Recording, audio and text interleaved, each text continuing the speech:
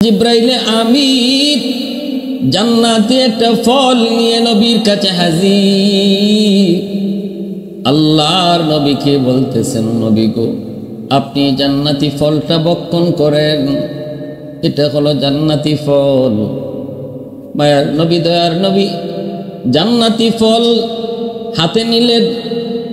এত সুগ্রাণ হবেই তো, এ তো দুনিয়ার কোনো ফল নয়, দুনিয়ার কোনো সাধারণ ফল নয়, জান্নাতি ফল। জান্নাতি ফল দুনিয়ার যত ফলমূল, দুনিয়ার যত নিয়ামত, দুনিয়ার যত যা কিছু, সব কিছু হলো নকল, জান্নাতি সব কিছু হলো আসল। এজন্য এই ফল হাতে নেওয়া মাত্রই এত সুগ্রাণ। হবেই তো জান্নাতি ফল। মুখে নিলেন, স্বাদ অতুলনীয়। এই যুবক, দুনিয়ার আপেল, জান্নাতি আপেল সমান নয়, দুনিয়ার আম, জান্নাতি আম কখনো সমান নয়, দুনিয়ার মাছ, জান্নাতি মাছ সমান নয়, দুনিয়ার গোশত, জান্নাতি গোশত সমান নয়। দুনিয়ার যত যা কিছু আমরা পাই সব হলো নকল, জান্নাতে আল্লাহ সব রেখেছেন আসল। স্বাদটাও হবে আসল, জান্নাতি নিয়ামতের স্বাদটাও হবে আসল। এজন্য মায়ার নবী, দয়ার নবী এই জান্নাতি ফলটা ভক্ষণ করলেন।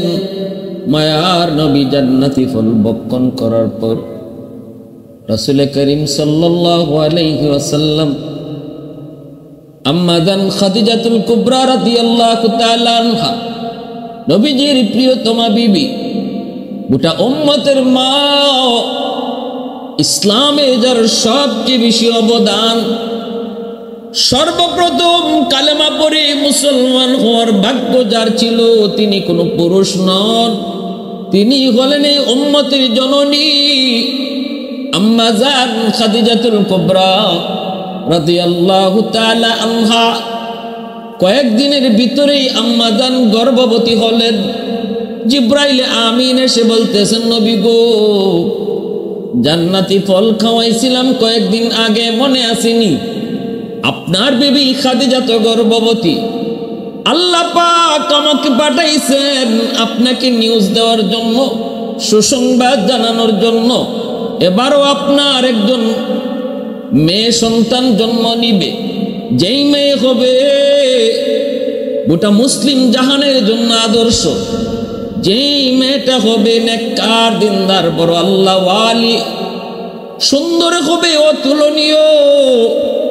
আল্লাহ আমাকে এই খবর সুসংবাদ দিয়ে আপনার কাছে পাঠাইছেন। গোটা মুসলিম জাহানের আদর্শ নারী হবে সে। এই সুসংবাদ নবীজি শোনা মাত্রই রাসূল খুশিতে আম্মা জানকে দেয়া সংবাদ জানায় দিলেন, খাদিজা, এবারও তোমার গর্ভে মেয়ে সন্তান, কিন্তু সাধারণ কোনো মেয়ে নয়, জিব্রাইল মারফতে আল্লাহ জানাইছে, গো খাদিজা, গোটা মুসলিম জাহানের জন্য আমার এই মেয়ে হবে আদর্শ। সে হবে একজন আদর্শ নারী, জ্ঞানে গুণে, এলেমে আমলে, সর্বলাইনে, হার লাইনে সে হবে বেনজির, বেমিসাল। রাসূল করিম এই সুসংবাদ আম্মা জান খাদিজাতুল কুবরাকে নবী জানাইলেন। আম্মা জানও বড় খুশি, রাসূলও বড় খুশি। কিছুদিন পর আম্মা জানের গর্ভে তো খাতুনে জান্নাত ফাতেমা, কিন্তু সন্তান পেটে আসলে পরে মার যেমন কষ্ট হয়, আম্মা জানের বিন্দু পরিমাণ কষ্ট হয় নাই, বিন্দু পরিমাণ তিনি কষ্ট অনুভব করেন নাই। যেদিন ভূমিষ্ঠ হবেন সকালবেলা ব্যথা শুরু হলো। নবুয়তের ৫ম হিজরি শুক্রবার দিন ফজরের নামাজের পর আম্মা জানের ব্যথা শুরু হলো, প্রসব ব্যথা। কেউ নাই ঘরে, আম্মা জান শুধু একা, আম্মা জান শুধু একা। একজন বাদীকে পাঠাইলেন আত্মীয় স্বজনের ভিতর থেকে কিছু মহিলাকে আনার জন্য। সাহায্যের জন্য কাউকে পাও কিনা একটু দেখো। বাদে ঘুরে ঘুরে তার আত্মীয়দের বাড়িতে গেলেন, জানাইলেন খাদিজা হালত এমন, কিন্তু কেউ রাজি হয় না। প্রত্যেকটা মহিলাই এক কথাই কয়, খাদিজা আমাদের বংশে কলঙ্ক লাগাইছে, আমরা আছি আমাদের বাপদাদার ধর্মে, কিন্তু খাদিজা মুহাম্মদের ধর্ম গ্রহণ করেছে, এই বিপদ আমরা তার সাহায্য করব না। কত নিষ্ঠুর! অথচ আম্মা জানের দান সৎকার সহযোগিতা। মক্কার জমিনে এমন কোন মানুষ নাই রে যুবক যে পায় নাই, যে পায় নাই, যে নেয় নাই। আম্মা জান ছিলেন মক্কার সবচেয়ে ধনী নারী, দানের হাত ছিল অনেক বড়। বিপদে পড়ে কেউ আসলে এমন কোনো মানুষ নাই যে খালি হাতে ফেরত যেত, তাকে যখন যা দেওয়ার তাই তিনি দান করতেন। যার কারণে মক্কার বেদিন বেঈমানগুলি যদিও আমার নবীর সাথে দুশমনি করত, আম্মা জান খাদিজাতুল কুবরাকে যদি পাশে দেখত, কেউ নবীর গায়ে হাত ওঠার সাহস করত না, এমনকি রসুলকে কটাক্ষ করার সাহস করত না যদি আম্মা জান কাছে থাকতেন। আবু জাহেলের মতো লোক আম্মা জানকে দেখলে অন্য রাস্তায় চলে যেত। আবু জাহেলের মতো লোক আম্মা জানের সামনে চোখ তুলে তাকায় কথা কওয়ার সাহস ছিল না। একদিন রাস্তায় আবু জাহেলকে পেয়ে গেছেন আম্মা জান, তিনি জিজ্ঞেস করেন, এ আবু জাহেল, তুই আমার স্বামী মুহাম্মদকে কেন কটাক্ষ করো, কেন মন্দ বলো, কেন মন্দ বলো? তোমরা কি আমার স্বামীকে আল আমিন বলো নাই? তোমরা কি তারে সত্যবাদী কও নাই? তাহলে আজ কেন তারে মন্দ বলো? আবু জাহেল জবাব দেয় না, চোখ তুলে কথা কয় না, কারণ নুন খাইছে যার, গুণ তো গাইতে হবে তার। আবু জাহেল কয়, সময় হলে বলবো। আম্মা জান কয়, ঠিক আছে, সময় হলেই শুনবো। সাথে সাথে মক্কার লিডার গুলাকে তার বাড়িতে দাওয়াত করলেন। আবু জাহেল সহ লিডাররা তার বাড়িতে হাজির। আবু লাহাবও ছিল। আম্মা জান ওদেরকে মন তুষ্ট করে দাওয়াত খাওয়াইলেন, যা চাইছে তাই খাওয়াইলেন। খাওয়ানোর পর ওরা আম্মা জানের প্রশংসা করতেছে। এই অবস্থায় আম্মা জান বলেন, আজ তোমাদের কাছ থেকে একটা কথা নিব। প্রথম নম্বর কথা হলো, আমার স্বামী মুহাম্মদ, বলো কোন দিক দিয়া তার কম, সে কোন দিক দিয়া ছোট, একটু আমাকে তোমরা বলো। কয়, মুহাম্মদের অর্থ নাই, সম্পদ নাই, গরিব। আম্মা জান কয়, শুধু একটাই নাকি আরো কোন সাইড তার আছে দুর্বল? আবু জাহেল কয়, আর কোন সাইড নাই। আম্মা জান কয়, বলো তার চরিত্র কেমন? কয়, সুন্দর। বলো তার চেহারা কেমন? কয়, সবচেয়ে সুন্দর। বলো তার বংশ কেমন? কয়, সবচেয়ে ভালো। সকল সাইড দিয়ে সে 1+, সকল সাইড দিয়ে সে 1 পিস। সেখানে তার কোনো তুলনা নাই। একটা দিকই দুর্বল, সম্পদ নাই, সহায় নাই, একটাই তো দুর্বল বলে। হ্যাঁ, আম্মা জান এবার সমস্ত লিডারদের সামনে বলেন, তাহলে তোমরা শোনো, আমি খাদিজার যত সম্পদ ছিল সবগুলি সম্পদ এই মুহূর্তে আমি আমার স্বামী মুহাম্মদকে দান করে দিলাম। এবার আমার কিছু নাই, সব সম্পদের মালিক, সব সম্পদের মালিক আমার স্বামী মুহাম্মদ। এবার তোমরা একটু কও, মুহাম্মদকে মানো না কোন কারণে? গরিব বলো, এখন সে গরিব নাকি মক্কার সবচেয়ে ধনী? আবু জাহেল আবু লাহাবের মুখ বন্ধ হয়ে গেল, কথা বলার সাহস তারা হারিয়ে ফেলল। আবু জাহেল কয়, খাদিজা, তোমার সাথে আমরা কথা বলে পারবো না, তোমার সাথে কথা বলে পারবো না, এই বলে তারা উঠে চলে গেল।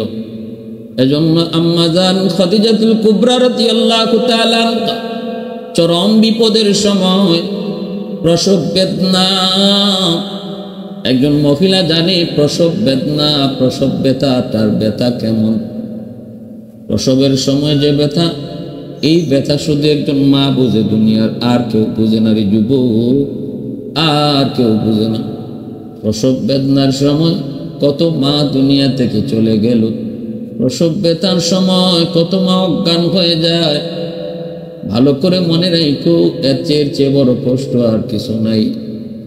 ভাইয়েরা, বন্ধুরা, ওই মারে তুমি বড় হয়ে কষ্ট দেও, একটু বুঝি তোমার মায়া হয় না, একটু বুঝি দরদ হয় না, একটু বুঝি তুমি ভাবো না। 1 কেজি 2 কেজি ওজনের একটা পাথর পেটে বাইদে তুমি একদিন হাইটা দেখো কেমন লাগে। সেখানে একজন মা 10 মাস 10 দিন তোমারে পেটে লইয়া এত বড় একটা বোঝা নিয়া ঘরের সব কাজগুলা করত। কতটা কষ্ট বেদনা যখন শুরু হয় তখন জানে একজন মা সে কি পরিমাণ কষ্ট অনুভব করে। বিপদের সময় আম্মা জানের কাছে কেউ নাই, আত্মীয় স্বজন কোনো মহিলা আসতে রাজি হয় না। একটাই তাদের কথা, খাদিজা কেন ইসলাম ধর্ম গ্রহণ করলো, কেন আমাদের বাপদাদার ধর্ম ছেড়ে দিল।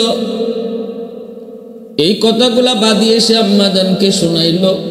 আম্মাজান বড় কষ্ট পেলেন। এই মানুষগুলা, ওরা যারা বিপদে পড়লে আমি খাদিজা সাহায্য করতাম গো, আমার কাছ থেকে কখনো নিরাশ হয়ে যায় নাই।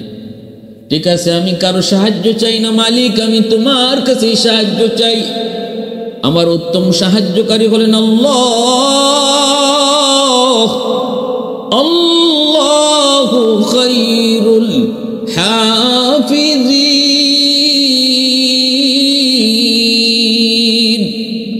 আল্লাহই হলেন আমার উত্তম হেফাজতকারী। আল্লাহ আমাকে হেফাজত করবেন। আম্মাদান বড় চিন্তায় আল্লাহ পাকের মুখাপেক্ষী হয়ে তিনি আল্লাহর কাছে চাইতেছেন। হঠাৎ করে তিনি ঘরে দেখতে পেলেন পুরা ঘরটা আলোকিত হয়ে গেছে। তাকায় দেখেন 4 জন মহিলা, এত সুন্দর, এত রূপবতী, এত গুণবতী 4 জন। তাদের রূপে, তাদের সৌন্দর্যে পুরা ঘরটা আলোকিত হয়ে গেল। আম্মাজান তাদেরকে দেখে জিজ্ঞেস করেন, আপনারা কে গো? ওই বিপদের সময় আপনারা কোত্থেকে আসলেন, যেখানে আমার আপন বলতে কেউ আসলো না? আপনারা কারা? আপনাদেরকে খবরই বা দিল কে? কে আপনাদেরকে পাঠাইলো আমার বিপদে? একজন পরিচয় দিয়ে বলতেছে, খাদিজা ডরায় না, ভয় পেও না, অস্থির হয় না, বিপদে যারে ডাকছো তিনি আমাদেরকে পাঠাইছে। আহাদুন লাইসা কামিসলিক সামাদুন লাইসা কাফাদলিহি লিমানিল মুলকু তুগুই তু সাজাওয়ার খুদাই তু খুদাবন্দ ইয়ামিনি তু খুদাবন্দ ইয়াসারি তু খুদাবন্দ জামিনি তু খুদাবন্দ সামাই তু রহিমি তু করিমি তু সামিঈ তু বসীরি তু মুইজ্জি তু মুযিল্লি তু মালিকিল আরশি বজাই। বরি আজ চো চেরাই, বরি আজ সুরত রঙ্গি, বরি আজ ইজ্জ নিয়াজি, বরি আজ বিম উমিদি, বরি আজ খুরদন ও খুফতন, বরি আজ তোহমত মর্দন, বরি আজ বিম উমিদি, বরি আজ রঞ্জ বালাই। একজন পরিচয় দিয়ে বলতেছে, খাদিজা আমারে চিনো? আমি হলাম মা হাওয়া আলাইহিস সালাম, আদম আলাইহিস সালাম, আদি পিতা আদমের বিবি, আদি মা আমি হলাম হাওয়া আলাইহিস সালাম। আরেকজন বলতেছে, খাদিজা আমি হলাম মারিয়াম আলাইহিস সালাম, ঈসা পয়গম্বরের মা। আরেকজনে কয়, খাদিজা আমি হলাম ফেরাউনের বিবি আসিয়া। আরেকজনে কয়, আমি হলাম মুসা নবীর বোন কুলসুম। এই 4 জন আম্মাজান খাদিজাতুল কুবরা রাদিয়াল্লাহু তাআলা আনহার বিপদের সময় হাজির, সহযোগিতা করলেন। ফুটফুটে মেয়ে সন্তান দুনিয়াতে আগমন করলেন, যার চেহারার নূরে তাদের নূরটা পর্যন্ত ম্লান হয়ে গেল, পুরা ঘর আলোকিত হয়ে গেল। পৃথিবীতে যে 4 জন নারী সবচেয়ে সুন্দর ছিলেন, একজন হলেন ইব্রাহিম পয়গম্বরের বিবি, প্রথম বিবি সারা আলাইহিস সালাম। দ্বিতীয় জন হলেন হযরত মারিয়ম আলাইহিস সালাম।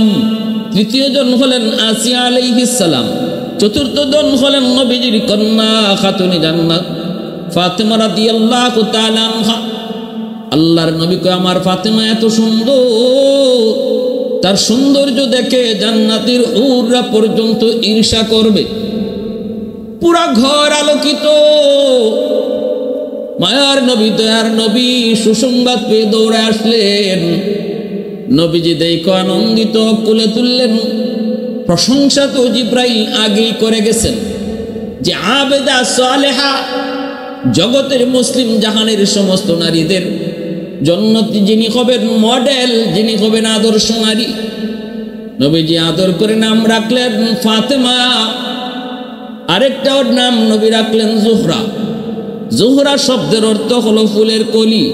ফুলের কলির মতোই ছিলেন তিনি সুন্দর। ভাইরা বন্ধুরা, এইভাবে খাতুনে জান্নাত ফাতেমা রাদিয়াল্লাহু তাআলা আনহা মার আদর বাবার আদর পেয়ে পেয়ে তিনি আস্তে আস্তে বড় হন। ভাইরা বন্ধুরা, যখন ছোট্ট বালিকা খাতুনে জান্নাত ফাতেমা রাদিয়াল্লাহু তাআলা আনহা শিশুদের সাথে খুব বেশি মিশতেন না, বাচ্চাদের মতো দুষ্টামিও করতেন না, অত্যন্ত গুরুগম্ভীর ছিলেন। ছোট কাল থেকেই কি যেন ভাবতেন যেন আল্লাহর নবীর শিশুকালটা আর খাতুনে জান্নাত ফাতেমার শিশুকালটা এক সেম। নবীজির ভিতরে যত গুণ ফাতেমার ভিতরেও ছিল তত গুণ। আল্লাহু আকবার জোরে কোন। এত সুন্দর গুণাবলী নিয়ে তিনি আস্তে আস্তে বড় হন। মার কাছে বেশি টাইম থাকেন, মার ইবাদত বন্দেগী দেখেন, শিখেন। মা যদি দিনদার হয়, মা যদি নামাজি হয়, সন্তান নামাজি হয়। মা যদি পর্দা নিশিন হয়, মেয়েটাও পর্দা নিশিন হয়। মা যদি কোরআন তেলাওয়াত করে, সন্তানও কোরআন তেলাওয়াত করে। ঘরের পরিবেশে মা বাবার কাছ থেকে সন্তান যা দেখে যা শুনে তাই কিন্তু শিখে। ঘরটা হলো সন্তানের জীবনের সর্বপ্রথম বিদ্যালয়।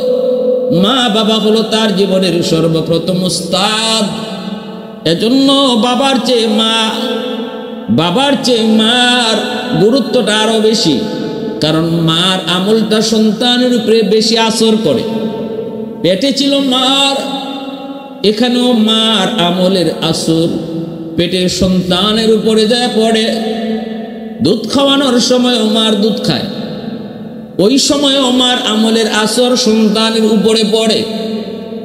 তারপরে ঘরের ভিতরে যতদিন থাকে বাচ্চা, বাবার চেয়ে মাকে বেশি টাইম দেখে। মা যদি নামাজ পড়ে, এটা দেখে দেখে সন্তানও নামাজ শিখে। মা যদি পর্দা করে, মাথায় কাপড় দেয়, ছোট বাচ্চাটাও মাথায় কাপড় দেওয়া শিখে। দেখবেন মা নামাজে দাঁড়াইলে শিশুটাও মার সাথে নামাজে দাঁড়ায়। আম্মা জান খাদিজাতুল কুবরা রাদিয়াল্লাহু তাআলা আনহা, আমার নবীর কলিজার টুকরা বিবি, আমার নবী মায়ের নবীর প্রিয়তমা স্ত্রী, যার জীবদ্দশায় রাসূল আর কোনো বিয়ে করেন নাই। নবীজির সন্তান 4 জন মেয়ে সন্তান আর 3 জন ছেলে সন্তান। 7 জনই হয়েছেন আম্মা জান খাদিজাতুল কুবরা রাদিয়াল্লাহু তাআলা আনহার গর্ভ থেকে। শুধুমাত্র একজন ছেলে ইব্রাহিম, তিনি হয়েছিলেন আম্মা জান মারিয়া কিপ্তিয়ার গর্ভ থেকে। এজন্যই আম্মা জান বড় ভাগ্যবতী নারী। রাসূলের সকল সন্তানরাই আম্মা জান খাদিজাতুল কুবরার গর্ভ থেকে। খাতুনে জান্নাত মার কাছেই বেশি টাইম থাকে, মার আমলটাই দেখেন, মার আমলটাই নিজে শিখেন। এইভাবে আস্তে আস্তে বড় হইতেছেন, শিখতেছেন, আমলের প্রতি আগ্রহ। মা যে আল্লাহর বন্দেগী করিব, আল্লাহকে কি দেখা যায় না? আম্মা জান খাদিজাতুল কুবরা কয়, মা দুনিয়ার চর্ম চোখে আল্লাহকে দেখা যায় না গো মা। আল্লাহ দুনিয়ার মানুষের চোখেই পাওয়ার দেয় নাই, কিন্তু যদি তুমি নেক আমল করো, আল্লাহরে খুশি করতে পারো, জান্নাতে আল্লাহ তোমার চোখে এমন পাওয়ার দিবে যে পাওয়ার দিয়া মালিককে তুমি দেখেও ঠিক থাকতে পারবে। আল্লাহ পাক জান্নাতে তোমার দিদার নসিব করাবে। আল্লাহ জান্নাতে দেখা দিবে, দুনিয়ার চর্ম চোখে আল্লাহকে দেখা যায় না। এইভাবেই মার কাছে তাইকে তাইকে আমলের প্রতি আগ্রহ বাড়ে আর আমল শিখেন ভাইরা বন্ধুরা। কিন্তু বেশি দিন হয় নাই, খাতুনে জান্নাতের 11 বছরের টাইমে আম্মা জান খাদিজাতুল কুবরা রাদিয়াল্লাহু তাআলা আনহার ইন্তেকাল। অসুস্থ হয়ে পড়লেন, চরম থেকে চরম অসুস্থ হয়ে পড়লেন। ওই অবস্থায় নবীজির জন্য আম্মা জান কান্দে। রাসূল যায় কয়, খাদিজা তুমি কেন কান্দো? আম্মা জান কয়, নবী গো, আমি আমার জন্য কান্দি না গো নবী, আমি কান্দি স্বামী গো, আমার ইন্তেকালের পর আপনার সেবা কে করবে, আপনার কে দেখশন করবে? বেদিন বেঈমান গোলা কত কটু কথা, কত নির্যাতন আপনারে করে। আমার কাছে আসলে আমি সান্ত্বনা দিয়ে আপনাকে সব কষ্ট ভুলাইয়া দেই, কিন্তু আমার বড় আশঙ্কা, আমার বড় ভয়, আমার বড় টেনশন, আমার চিন্তা, আমার দুনিয়া থেকে বিদায়ের পর আপনার সেবা কে করব, আপনারে কে সান্ত্বনা দিব, এজন্য আমি বেশি কাঁদতেছি। সাথে সাথে খাতুনে জান্নাত ফাতেমা রাদিয়াল্লাহু তাআলা আনহা মার কাছে বসা, মার কাছে বইসা মার কপালে চুমো দিয়া কয়, মা আব্বুর জন্য তুমি কাঁদো না। মা গো, আমি কথা দিলাম, মা আমি তোমাকে কথা দিলাম, তোমার বিদায়ের পর তোমার দায়িত্বটা আমি ফাতেমা আদায় করব। আমি বাবার সেবা করব, আব্বুর সেবা আমি করব, সান্ত্বনা আমি ফাতেমা দিব, সেবা করব আপনার মতো, সান্ত্বনা দিব আমার আব্বুর আম্মার মতো, আমেনার মতো। এই কথা বলতে খাদিজা রাদিয়াল্লাহু তাআলা আনহা খাতুনে জান্নাতের কপালে চুমু খায়, একটু আনন্দের হাসি আসে। মা আমার দিলটা খুশি, মা আমার বুকে আয়, তোর কথাগুলা শুনে আমার দিলটা খুশি হয়ে গেছে। মা আয় আমার বুকে আয়, বুকে আয়। আল্লাহর নবী, রহমতের নবী, মায়ার নবী কাছে বসা। আম্মা জান খাদিজাতুল কুবরা রাদিয়াল্লাহু তাআলা আনহা বলতেছে, স্বামী গো, ও স্বামী, আমি দুনিয়ায় থাকতে তোমার কোনো হক যথাযথ আদায় করতে পারি নাই গো স্বামী, একটা আবদার করি, রাখবেননি? রাসূলকে, খাদিজা, দুনিয়ায় থাকতে কোনো আবদার আমার কাছে তুমি করো নাই, এমন কি আবদার তুমি মৃত্যুর আগে আমার কাছে করবা? আম্মা জান কয়, নবী গো, আমার আবদারটা হলো, কবরের জগৎটা আমার বড় ভয় লাগে, বড় ভয় লাগে। আখিরাতের প্রথম মঞ্জিল কবর, কবর যার আসান তার সব ঘাট আসান। কবরে আমার বড় ভয় হয় গো নবী, ভয়। আমার একটা অনুরোধ হলো, আমার ইন্তেকালের পর আমার কাফনের কাপড় আপনি বাজার থেকে কিনেন না, আপনার একটা পুরনের জুব্বা আমি ধুইয়া পরিষ্কার করে রেখেছি গো নবী, ওই পুরাতন জুব্বাটা আমি পরিষ্কার করে রাখছি, আপনি আমারে ওই আপনার জুব্বাটা দিয়ে কাফন পরে দিয়েন, পরনের জুব্বাটা দিয়ে কাফন পরে দিয়েন। যদি আমি খাদিজার কোনো বদামলের কারণে কবরে আযাব আসে, আগুন আসে, রহমতের নবীর কাপড় যদি আমার কাফন হয়, আমার মন বলে কবরে আগুন আমাকে স্পর্শ করবে না। স্বামী গো, আপনি আমার কবরের পাশ দিয়ে একটু হাইটেন, কবর নাকি চাপ দেয়, কবরের উপরে যদি রহমতের নবী হাঁটা চলা করে, কবর চাপ দেওয়ার সাহস করবে না, সবাই আমাকে কবর দিয়ে চলে আসবে, আপনি আইসেন না, কবরের পাশে দাঁড়ায় তাই কেন? যতক্ষণ পর্যন্ত না আমি মুনকার নাকিরের জবাব দিই, আপনি পাশে থাকলে আমার সাহস থাকবে। ভয় হয়, ভয় হয় গো স্বামী। আল্লাহ নবী সান্ত্বনা দিয়া কপালে চুমু দিয়া কয়, খাদিজা ভয় পেও না,